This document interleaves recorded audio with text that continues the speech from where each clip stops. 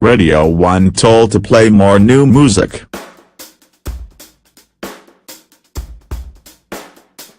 BBC Radio 1 has been told that 50 of the songs it plays in the daytime must be new music.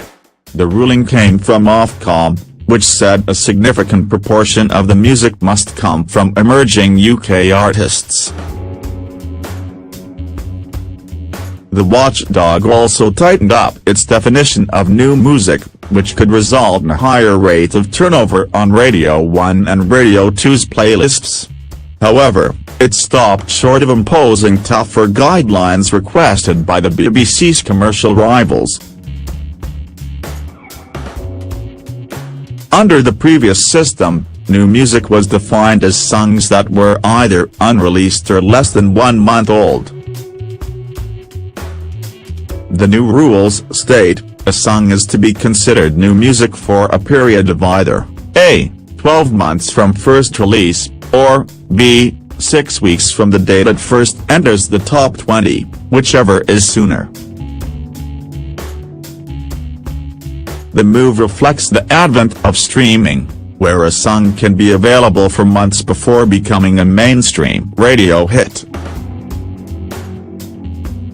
Radio 1's new music quota has been raised from 45 to 50 of the songs broadcast in daytime, while Radio 2 must observe the lower figure of 20.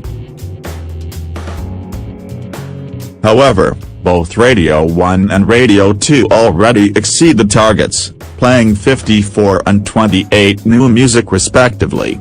For that reason Global Radio, whose stations include Capital, Heart and Classic FM, petitioned Ofcom to impose tighter conditions on the BBC. It said any song should stop being considered new 4 weeks after receiving its first play on the station.